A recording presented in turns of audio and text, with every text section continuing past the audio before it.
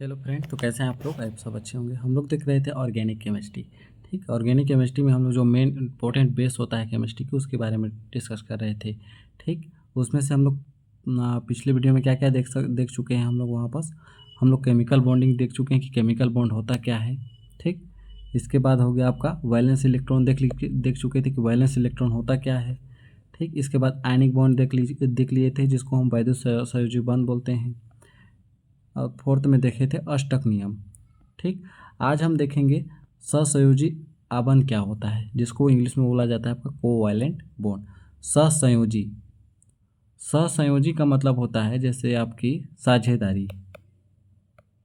साझेदारी सहसंयोजी का मतलब, लेकिन इसमें क्या होता है, एक इलेक्ट्रॉन युग्म का साझेदारी होती है। इलेक्ट्रॉन युग्म मतलब होता है इलेक्ट्रॉन, ये आपका ये जो इसको बोल सकते हैं हम पेयरिंग इलेक्ट्रॉन।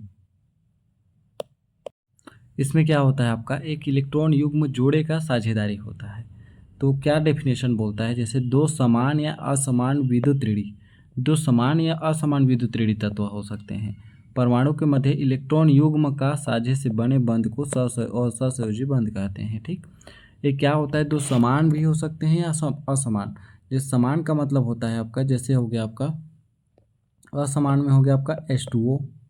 ठीक, समान में हो गया आपका ऑक्सीजन और ऑक्सीजन के बीच में जो बॉन्ड बनेगा, आपके H2 और H2 के बीच में जो बॉन्ड बनेगा, नाइट्रोजन और नाइट्रोजन के बीच में जो बॉन्ड बनेगा, ये समान हो गए, आपके सिमिलैरिटी हो गई। ठीक, H2O जो होते हैं आपके दो डिफरेंट मॉलिक्यूल हो गए। तो ये दोनों समान या असमान में जब इलेक्ट्रॉन युग्म का साझा होता है तो उसके मध्य जो बॉन्ड बनता है वही होता है आपका उपसहसंयोजी बॉन्ड। जैसे हम एग्जाम्पल के लिए देख लेते हैं ऑक्सीजन का। ऑक्सीजन का यदि हम एग्जाम्पल लेते हैं O2 का, तो आपको पता है ऑक्सीजन जो होता है आपका दो मॉलिक्यूल से मिलकर बना हुआ है। ठीक, तो ऑक्सीजन के एटॉमिक नंबर की बात करें हम, सॉरी यहाँ पास एक ऑक्सीजन ऐसे हो गया, दो ऑक्सीजन हो गया O2 का, तो इसका एटॉमिक नंबर 8 होता है, इसका एटॉमिक नंबर 8 होता है, 2 6, 2 और 6 होता है। ठीक, तो इसको लेविस डॉट द्वारा सिंबल करें हम दर्शाएं तो कैसा होगा आपका, ऑक्सीजन के चारों ओर कितना बैलेंस, मतलब इसके जो बाहरी कोश में जितने इलेक्ट्रॉन होते हैं उसी को लेविस डॉट द्वारा शो किया जाता है, उसी को हम क्या बोलते हैं, लेविस डॉट सिंबल बोलते हैं। ठीक, तो यहाँ पर इसका लेविस डॉट सिंबल क्या होगा, इसके बाहरी कोश में जितने इलेक्ट्रॉन हो उसको आप एक डॉट बिंदु द्वारा शो कीजिए। 1 2 3 4 5 6 इलेक्ट्रॉन हो गए। एक ऑक्सीजन और बचा है हम लोग के पास, तो फिर इसके बाहरी कोश में कितने इलेक्ट्रॉन है, 6 इलेक्ट्रॉन है। 1 2 3 4 5 6, यहाँ पर 6 इलेक्ट्रॉन हो गए। तो यहाँ पर क्या बोल रहा कि अपना अष्टक कंप्लीट करने के लिए दो विद्युत ऋणात्मक तत्व, ऑक्सीजन जो होता है आपका विद्युत ऋणात्मक तत्व हो गया। ठीक, अपना ऑक्टेट कंप्लीट करने के लिए इसको कितनी इलेक्ट्रॉन की आवश्यकता है, मैजिक अंक पता होगा आपको, 2 8 8 18, ये मैजिक अंक होता है। यदि इनके अंडर में जो भी इलेक्ट्रॉनिक विन्यास आता है वो क्या होता है आपका अष्टक नियम को फॉलो करता है, और वो निष्क्रिय गैस के समान बिहेव करने लगता है। मतलब एक नोबल गैस, जैसे हम लोग 18 समूह को देखते हैं ना कि नोबल गैस, उनका जो इलेक्ट्रॉनिक विन्यास होता है फुल फिल होता है पूरा, उसको किसी से कोई लेना देना नहीं रहता। तो वही बोलता है कि इसको 8 होने के लिए कितने इलेक्ट्रॉन की आवश्यकता है, 2। इसको भी 8 होने के लिए कितने इलेक्ट्रॉन की आवश्यकता है, 2। तो ये क्या करता है, दो दो इलेक्ट्रॉन की साझेदारी करता है। तो इसको हम ऐसे लिख सकते हैं, ये साझा किया आपका 2 इलेक्ट्रॉन यहाँ से, इसका इलेक्ट्रॉनिक विन्यास अब कितना हो गया, अब इसका इसका 8 हो गया, पहले 6 था अब 8 हो गया। ठीक, उसी प्रकार जो होता है आपका ये भी इसके से 2 इलेक्ट्रॉन की क्या करता है, साझेदारी करता है इन दोनों के बीच में। तो इन दोनों के बीच में दो दो इलेक्ट्रॉन की साझेदारी की वजह से जो बॉन्ड बनता है वही होता है आपका कोवैलेंट बॉन्ड होता है। तो इसीलिए ऑक्सीजन और ऑक्सीजन के बीच में आपका डबल बॉन्ड पाया जाता है। समझ में आ गया, ये आपका समान मॉलिक्यूल के लिए है। ठीक, इसको तो हम लोग देख लिए समान मॉलिक्यूल के लिए। अब असमान मॉलिक्यूल में साझेदारी कैसी होती है उसको हम देख लेते हैं। ठीक, असमान मॉलिक्यूल हम क्या लिए थे, H2O लिए थे, जिसको हम पानी बोलते हैं। तो ये आपका हाइड्रोजन, दो हाइड्रोजन से मिलकर बना हुआ है। ठीक, 2 इलेक्ट्रॉन इसके पास ऑक्सीजन। अब ये हो गया आपका हाइड्रोजन हाइड्रोजन। ठीक, एक एक इलेक्ट्रॉन इसके पास है, आपको पता है हाइड्रोजन 2 हाइड्रोजन से मिलकर बना हुआ है, तो एक एक इलेक्ट्रॉन इसके पास है। ठीक, ऐसे इसके बाद ऑक्सीजन हो गया। ऑक्सीजन के बाहरी कोश में कितने इलेक्ट्रॉन होते हैं, 6, अभी देखे थे, 1 2 3 4 5 6 इलेक्ट्रॉन हो गए। अब इसको ऑक्टेट कंप्लीट करने के लिए कितने इलेक्ट्रॉन की आवश्यकता है आपकी, 2 इलेक्ट्रॉन की आवश्यकता है। ठीक। तो क्या करता है, दो दो इलेक्ट्रॉन कहाँ से लेता है, आपके हाइड्रोजन एटम से एक एक इलेक्ट्रॉन लेता है। इसको अपना अष्टक कंप्लीट करने के लिए या तो दो चाहिए या तो एक इलेक्ट्रॉन त्याग कर दे या तो जीरो हो जाए। ठीक, तो ये क्या करता है, मेरे को भी एक इलेक्ट्रॉन दे दे, तो ये क्या करता है आपका ऑक्सीजन से एक एक इलेक्ट्रॉन का साझेदारी कर लेता है। तो इस ऑक्सीजन से एक इलेक्ट्रॉन को साझेदारी किया तो इसका एटॉमिक नंबर 2 हो गया, जो ऑक्टेट रूल को फॉलो किया। ये भी आपका क्या करता है, एक एक इलेक्ट्रॉन को साझेदारी कर लेता है। अब ये जो ऑक्सीजन होता है इन दोनों से इलेक्ट्रॉन की साझेदारी करता है। ठीक, इन दोनों से इलेक्ट्रॉन की साझेदारी करता है, जिससे इसका बॉन्डिंग क्या होता है, एटॉमिक नंबर जो होता है आपका 8 हो जाता है। तो ये होता है आपका असमान परमाणुओं में साझेदारी किसका, एक इलेक्ट्रॉन युग्म जोड़े का। ये भी अपना एक ही दो इलेक्ट्रॉन दिया, मतलब एक जोड़ा दिया, और ये भी क्या करता है, दोनों मिलाकर एक जोड़े का इलेक्ट्रॉन को दिए हैं। तो ये हो गया आपका इलेक्ट्रॉन युग्म का साझेदारी हुआ है यहाँ पर, इसीलिए हम इसको सहसंयोजी बॉन्ड या कोवैलेंट बॉन्ड बोलते हैं। ठीक, अब बात करते हैं हम उप सहसंयोजी बॉन्ड, जिसको हम कोऑर्डिनेशन कोवैलेंट बॉन्ड बोलते हैं। ठीक, कोऑर्डिनेशन, जब दो परमाणु के मध्य इलेक्ट्रॉनों का असमान साझे से जो बंध बनता है। यहाँ पर क्या बोला था, या तो समान साझा हो सकता है या असमान साझा हो सकता है। समान साझा में हम ऑक्सीजन का देखे थे एग्जाम्पल, असमान साझा में देखे थे हम H2O का एग्जाम्पल। ठीक, अब यहाँ पर बोल रहा है आपका ये असमान साझा होता है, मतलब एक जो होता है अपना ज़्यादा इलेक्ट्रॉन देगा तो कोई कम इलेक्ट्रॉन देगा। ठीक, तो या इसमें बोल सकते हैं एक इलेक्ट्रॉन डोनर हो सकता है, दूसरा इलेक्ट्रॉन एक्सेप्टर हो सकता है। ठीक, तो जब दो परमाणु के मध्य इलेक्ट्रॉनों का असमान साझे से जो बंध बनता है उसे हम उपसहसंयोजी बंध कहते हैं। अर्थात उपसहसंयोजी बंध बनाते समय साझे के दोनों इलेक्ट्रॉन एक परमाणु द्वारा दिए जाते हैं। साझे के जो दोनों इलेक्ट्रॉन होते हैं किसी एक परमाणु के द्वारा दिए जाते हैं, मतलब बोल सकते हैं कोई अपना ज़्यादा इलेक्ट्रॉन दे रहा है, कोई अपना कम इलेक्ट्रॉन दे रहा है। यदि हम इसकी एग्जाम्पल की बात करें हम, तो अमोनियम हो गया आपका NH4+ हो गया। ठीक, इसको हम यदि इसकी संरचना बनाना चाहें तो कैसे बना सकते हैं, आपका नाइट्रोजन के पास कितने बॉन्ड होता है आपका, 3 बॉन्ड, हाइड्रोजन हाइड्रोजन हाइड्रोजन। ठीक, और एक हाइड्रोजन बनाता है आपका यहाँ पर एक बॉन्डिंग, जिसके पास आपका क्या है, प्लस चार्ज है। तो यहाँ पर आपको पता होगा नाइट्रोजन का एटॉमिक नंबर 7 होता है, तो इसका होता है 2 5, या तो 3 बॉन्ड बनाएगा या तो 5 बॉन्ड बनाएगा। तो ये आपका ऑलरेडी 3 बॉन्ड बना चुका है, 4 बॉन्ड कभी नहीं बनाता। ठीक, तो ये क्या करता है, 2 लोन पेयर ऑफ इलेक्ट्रॉन को शो करता है, मतलब यहाँ पास 5 इलेक्ट्रॉन हो गए इसके पास, और इस प्लस के साथ हाइड्रोजन को भी बाहर निकाल लिया। ठीक, तो क्या करेगा यहाँ पर, या इसको हम ऐसे समझ सकते हैं, मैं सरल सा एग्जांपल आपको देता हूँ, ऐसे में डिफिकल्ट लग रहा होगा। जैसे हो गया, हम लोग को किसको देख रहे थे हम, NH3 का, अमोनिया आयन का, NH3+ का देख रहे हैं। ठीक, तो यहाँ पर हमको पता है नाइट्रोजन या तो 3 बॉन्ड बनाएगा या 5 बॉन्ड बनाएगा। तो नाइट्रोजन जो होता है आपका 3 बॉन्ड हाइड्रोजन के साथ बना लिया, NH3 दिया हुआ है तो। ठीक, इसके पास प्लस है तो क्या करेगा, प्लस ना बनाकर 2 इलेक्ट्रॉन यहाँ पर रखेगा। ठीक, या तो 3 बॉन्ड बनाएगा तो 5 बॉन्ड बनाएगा, इतना याद रखिएगा। ठीक, इसके बाद यहाँ पर रिएक्ट करवाते हैं HCl से, कोई ना कोई मॉलिक्यूल होगा रिएक्ट कराने के लिए ना, इलेक्ट्रॉन देने के लिए, साझा करने के लिए। तो क्या करता है, अपना जो 2 लोन पेयर इलेक्ट्रॉन होते हैं उसको क्या करता है, इस प्लस हाइड्रोजन को साझा करने लगता है। ये चाहता है कि मैं 3 ही क्या बनाऊँ, 3 बॉन्ड बनाऊँ। ठीक, तो इसके बाद इसका क्या बन जाता है, आपका यहाँ पर हाइड्रोजन टूट जाता है H+ और Cl- में, तो क्या बना लेगा आगे, NH दो इलेक्ट्रॉन NH+, ठीक, प्लस Cl-, ऐसा कंपाउंड बना लेता है। इसको हम बोलते हैं कोऑर्डिनेशन बॉन्ड। क्या बोला जाता है इसको, कोऑर्डिनेशन बॉन्ड। ठीक, यदि हम दूसरे एग्जाम्पल की बात करें, एक और एग्जाम्पल के थ्रू समझे, तो दूसरा एग्जाम्पल हम लोग का हो सकता है NH3 का ही, हाइड्रोजन हाइड्रोजन हाइड्रोजन और 2 इलेक्ट्रॉन, NH3 का ही देख रहे हैं ना, प्लस का। इसके बाद दूसरा एग्जाम्पल हम एक और क्या बोले कंपाउंड ले सकते हैं, BF3 का।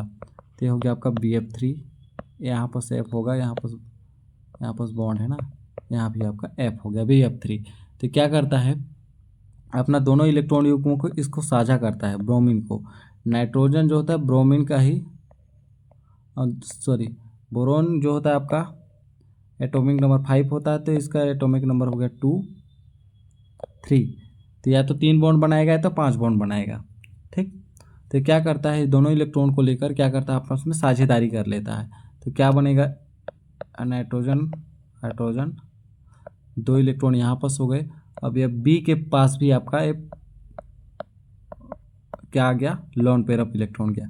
ये दोनों क्या करते हैं, इस दोनों इलेक्ट्रॉन के थ्रू, जो इलेक्ट्रॉन युग्म है दोनों के थ्रू आपस में बॉन्डिंग कर लेते हैं। तो यहाँ पर बॉन्ड बनाने से दोनों क्या होते हैं, एक ही कंपाउंड शो करने लगता है। पहले तो एक अलग अलग कंपाउंड थे, अब ये दोनों लोन पेयर इलेक्ट्रॉन को इसको भी दे देता तो ये भी पाँच इलेक्ट्रॉन बना लेता है। मैं क्या बताया, तो 3 बॉन्ड बनाएगा तो 5 बॉन्ड बनाएगा। उसी प्रकार नाइट्रोजन भी आता है, 3 बॉन्ड बनाएगा तो 5 बॉन्ड बनाएगा। तो क्या करता है, दोनों साझेदारी कर लेते हैं इलेक्ट्रॉन युग्म का। ठीक, तो हो गया हम लोग का क्या, उपसहसंयोजी बंध। अब बात करते हैं हम परमाणु त्रिज्या की, एटॉमिक रेडियस की बात करें, इसको हम बोलते हैं एटॉमिक रेडियस। एटॉमिक रेडियस आप देखे होंगे ज़्यादातर ऐसा गोल घेरा होता है, वृत्त होती है, उसके मध्य एक केंद्र बिंदु होता है। ठीक, तो इस केंद्र बिंदु से लेकर उस गोलाकार की अंतिम दूरी तक जो भी आपकी दूरी होती है उसको क्या बोलते हैं, हम त्रिज्या बोलते हैं, या उसी को हम बोलते हैं रेडियस। तो ये जो केंद्र बिंदु क्या हो गया, केमिस्ट्री की भाषा में नाभिक हो गया। ठीक, उसकी बाहरी कोश तक उसके जितने इलेक्ट्रॉन हैं उन तक की जो दूरी होती है, मतलब क्या बोल सकते हैं उसको, न्यूक्लियस से लेकर उसके बाहरी कक्ष के इलेक्ट्रॉन तक की जो दूरी होती है वही उसकी क्या होती है, परमाणु त्रिज्या। जैसे हम सपोज कीजिए मानते हैं हम फ्लोरीन का ले रहे हैं, फ्लोरीन का एटॉमिक नंबर हो गया 9, तो ये हो गया आपका 1s2 2s2 2p5 2p5। ठीक, तो ये हो गया हम लोग का फ्लोरीन। यहाँ पर हो गया आपका कोई फ्लोरीन का केंद्र बिंदु। ठीक, ऐसे इसका क्या हो गया, ऑर्बिटल्स हो गए। तो यहाँ पर जो होता है 1s इस कक्षक से लाई करेगा 1s2। ठीक, 2s2 इस कक्षक के लाई करेगा, यहाँ पर 2s2 एंड 2p5 ऐसे होगा। ठीक, तो इस फ्लोरीन से लेकर यहाँ तक की 5 तक की जो दूरी होगी वही होगी आपकी परमाणु त्रिज्या। किसी भी एटम की बाहरी कक्ष में जितने इलेक्ट्रॉन है उतना तक की दूरी उसकी क्या होती है, परमाणु त्रिज्या होती है। तो वही बोल रहा है, परमाणु के नाभिक तथा बाह्यतम कोश में उपस्थित अंतिम इलेक्ट्रॉन की बीच की दूरी को परमाणु त्रिज्या कहते हैं। समझ में आ गया। ठीक, ये जो परमाणु त्रिज्या होता है इसका भी एक रेडियस का क्या होता है आपका, रेडियस का जो क्या बोल सकते हैं, ये जो यहाँ से लेकर जो रेडियस होती है उसकी भी एक डिस्टेंस की दूरी होती है पर ऑर्बिटल, मतलब पर एटम्स के लिए। ठीक, उसके इलेक्ट्रॉन के अकॉर्डिंग, क्योंकि उसकी इलेक्ट्रॉन की दूरी कितनी है अंतिम कक्ष की। तो उसी हिसाब से जब हम एग्जाम्पल की बात करें तो यहाँ पर जो होता है आपका लिथियम जो होता है, लिथियम प्लस, ये सब प्लस में हो गया, फ्लोरीन माइनस क्लोरीन माइनस। ठीक, लिथियम प्लस की जो एटॉमिक रेडियस होती है, परमाणु त्रिज्या होती है आपकी 152 पिकोमीटर होती है। इसी प्रकार सोडियम प्लस की 186 पिकोमीटर होती है। ठीक, फ्लोरीन का होता है 72 पिकोमीटर और क्लोरीन का जो होता है आपका, क्लोरीन माइनस का 99 पिकोमीटर की होती है। इसी प्रकार बात करते हैं हम आयनिक त्रिज्या की। तो आयनिक त्रिज्या क्या होता है आपका, यहाँ पर जो होता है आपका आयनिक त्रिज्या, सॉरी यहाँ पर ना आपका प्लस नहीं होगा, यहाँ पर ओनली आपके सिंगल एटम ही लाई करेंगे, ये आपके आयनिक में आ जाते हैं। आयनिक त्रिज्या का मतलब होता है उसमें कोई ना कोई चार्ज होगा, आयंस होगा, या तो प्लस चार्ज होगा या तो माइनस चार्ज होगा। यदि परमाणु त्रिज्या की बात करें हम तो ओनली सिंगल एटम की बात करता है, उसके सिंगल एटम और उसके बाहरी कक्षक में जो भी इलेक्ट्रॉन है उसके नाभिक से लेकर जितनी दूरी होती है वो उसकी परमाणु त्रिज्या होती है। इसी प्रकार लिथियम का एटॉमिक नंबर कितना होता है आपका, लिथियम का एटॉमिक नंबर होता है आपका 3। ठीक, तो इसका होता है आपका 1s2 2s1। तो इसको हम लिखना चाहेंगे तो ऐसे हो गया,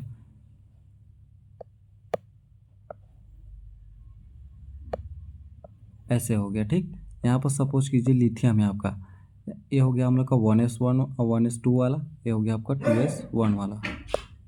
तो इन सब लिथियम से लेकर बाहरी कक्ष में जो रेडियस होगा आपका, बाहरी कक्ष के इलेक्ट्रॉन की जो दूरी होगी वही होती है आपकी परमाणु त्रिज्या।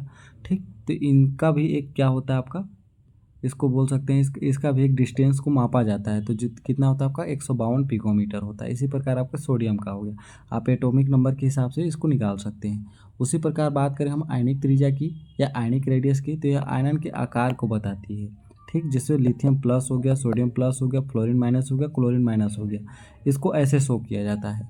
मैं यहाँ पर थोड़ा सा गलत देख लिए थे कि इसको प्लस के द्वारा शो करते नहीं है, ये आपका नॉर्मल न्यूट्रल मॉलिक्यूल के लिए होता है। जैसे हम आयनिक रेडियस की बात करें तो ये हो गया हम लोग का नॉर्मल, ठीक, परमाणु त्रिज्या होती है आपकी नॉर्मल मॉलिक्यूल की। और जब आयनिक त्रिज्या की बात करें तो उसमें एक चार्ज होता है जो इलेक्ट्रॉन की आकार को शो करता है। तो आपको पता होगा प्लस साइन का मतलब होता है उतने इलेक्ट्रॉन उस एटम से निकल चुके हैं, ठीक। जैसे हम बात करें हम सोडियम की एटॉमिक नंबर कितना होता है, 11 होता है, और सोडियम प्लस इसका एटॉमिक नंबर कितना हो जाएगा आपका, 10 हो जाएगा। कैसे होता है, सोडियम का एटॉमिक नंबर 11, इसमें कैसे हुआ, यदि इसकी इलेक्ट्रॉनिक विन्यास निकालें तो 2 8 1 होता है, ठीक। ये आपके मैजिक अंक के द्वारा इलेक्ट्रॉनिक विन्यास है। अब यदि सोडियम प्लस की बात करें तो मैं क्या बताया, जितना प्लस साइन मतलब उतने इलेक्ट्रॉन उस क्या बोलते हैं एटम से बाहर निकल चुके हैं, ठीक। तो एक प्लस साइन है मतलब एक इलेक्ट्रॉन बाहरी कक्षक से बाहर निकल जाएगा।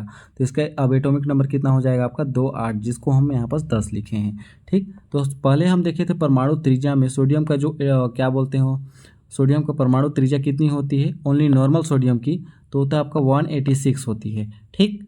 अब यहाँ पर बात करें हम सोडियम प्लस की, सोडियम प्लस क्या हो गया आपका, आयनिक त्रिज्या हो गया। आयनिक जो होता है आयंस के आकार को शो करती है, वही होता है कि जो इलेक्ट्रॉन निकल जाने के बाद उसका जो, देखिए केमिस्ट्री की भाषा में इलेक्ट्रॉन कब निकलता है, या तो उस पर प्लस साइन हो, ठीक, और इलेक्ट्रॉन कब आता है उसमें, जब प्लस माइनस साइन हो। प्लस साइन +3 होगा मतलब 3 इलेक्ट्रॉन बाहर निकले हुए हैं, -3 होगा मतलब 3 इलेक्ट्रॉन उस इलेक्ट्रॉन में क्या बोलते हैं, उस एटम्स में और आए हैं, कहीं से और ऐड हुए हैं, ठीक। ये केमिस्ट्री की भाषा होती है। इलेक्ट्रॉन का आना मतलब इलेक्ट्रॉन का निकलना प्लस साइन, इलेक्ट्रॉन का आना माइनस साइन। तो जितने प्लस होंगे उतने इलेक्ट्रॉन बाहर निकले हुए हैं। तो यहाँ पर ओनली सोडियम प्लस है, तो इसका यदि एक इलेक्ट्रॉन बाहर निकल जाता है तो ये हो गया हम यहाँ पर आयन हुआ, ठीक।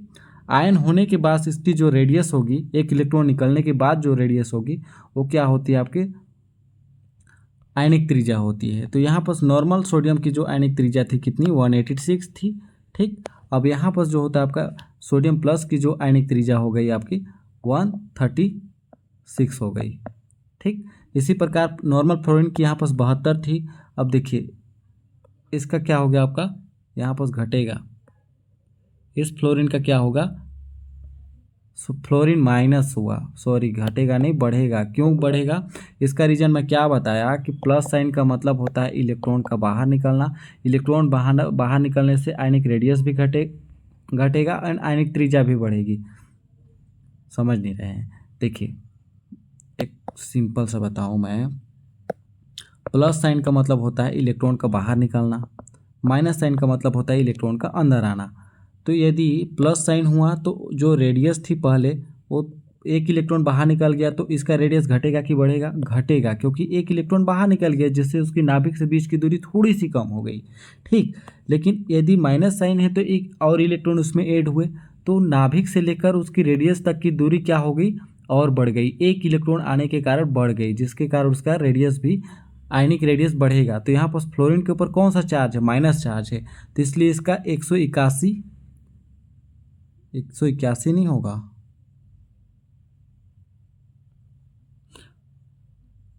हाँ 181 मतलब बढ़ा ना इससे, यहाँ पर होगा फ्लोरीन का 72 था तो यहाँ पर हो गया आपका 181।